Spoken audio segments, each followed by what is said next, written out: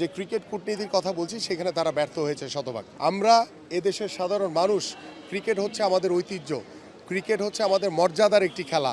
সেই ক্রিকেট যদি খেলা মাঠে না থাকে, শুধু যদি বোর্ডের পরিচালকদের ভিতরে মুখে মুখে আলোচনা হয়, সেই ক্রিকেটের বোর্ডের সেই পরিচালকদের দিয়ে আমার ক্রিকেট বোর্ডের কখনোই সামনে ভালো কিছু হবে না। ভাই, স্পোর্টস হচ্ছে আমাদের সবার। ডেফিনেটলি বাংলাদেশের ক্রিকেট বিশ্বকাপে আমরা খেলতে পারছি না। ডেফিনেটলি আমার মনে হয় যে এটি আমাদের যে ক্রীড়া কূটনীতি ছিল, আমরা আইসিসির সাথে কিংবা আমাদের অন্যান্য যারা ভারতীয় ক্রিকেট বোর্ড তাদের সাথে কথা বলে হয়তোবা আমরা এই সমস্যাগুলো সমাধান করতে পারতাম।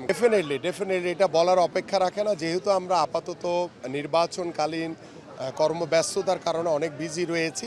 আমরা আশা করি যে আমাদের নারীদের যে আগামীকালকে যে খেলা রয়েছে, আল্লাহ যদি আমাদেরকে জয়যুক্ত করে, ইনশাল্লাহ আমাদের নারীরা যদি জিততে পারে ডেফিনেটলি, এবং আগামী 12ই ফেব্রুয়ারি আল্লাহর রহমতে আমরা যদি এদেশের সাধারণ মানুষের ভোটে আমরা যদি নির্বাচিত হতে পারি, আমরা যদি সরকার গঠন করতে পারি, ইনশাল্লাহ আমরা শতভাগ আমাদের নারী না, শুধু আমাদের সকল স্পোর্টসের সকল ক্রীড়াবিদদেরকে আমরা নতুনভাবে ঢেলে সাজিয়ে তাদেরকে সর্বোচ্চ গুরুত্ব দিয়ে তাদের সকল সুযোগ সুবিধা আমরা নিশ্চিত করবো ইনশাল্লাহ। ডেফিনেটলি এটা বলার অপেক্ষা রাখে না, শুধু আমাদের পক্ষ থেকে না, আমার মনে হয় সারা বাংলাদেশের মানুষের যে একটি প্রত্যাশা, সেই প্রত্যাশাটি দীর্ঘদিন পরে পূরণ হবে ইনশাল্লাহ।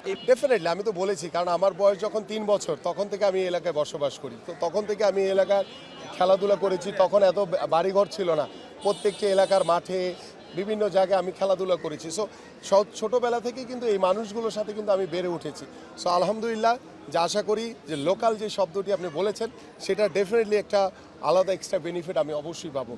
ভাই, স্পোর্টস হচ্ছে আমাদের সবার।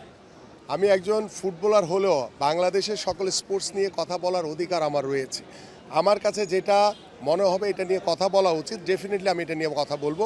এবং যারা আজকে ক্রিকেটকে এইভাবে কলুষিত করে, যারা ক্রিকেট বোর্ডে এখনও তারা বসে বিভিন্নভাবে প্রতিহিংসা পরায়ণ কথাবার্তা বলছে, আমি তাদেরকে বলবো যে আপনারা একটু সহনশীল হন, ধৈর্যশীল হন।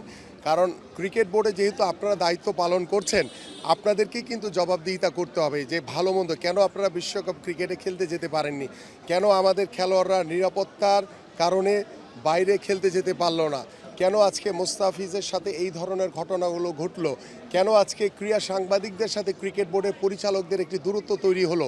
এই বিষয়গুলো কিন্তু এই ক্রিকেট বোর্ডে যারা রয়েছে তাদেরকে কিন্তু একটি সময় এসে কিন্তু জবাবদিহিতা করতে হবে। সো আমি মনে করি সেই জবাবদিহিতার জন্য তারা প্রস্তুত হোক, কারণ আমরা এদেশের সাধারণ মানুষ, ক্রিকেট হচ্ছে আমাদের ঐতিহ্য, ক্রিকেট হচ্ছে আমাদের মর্যাদার একটি খেলা।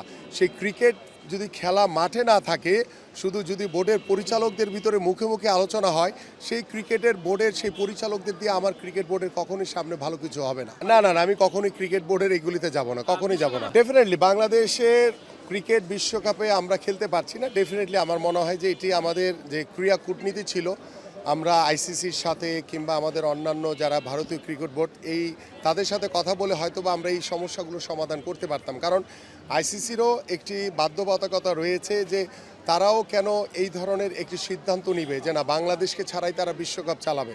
কারণ ডেফিনেটলি তারা যে ক্রিকেট কূটনীতির কথা বলছি সেখানে তারা ব্যর্থ হয়েছে শতভাগ।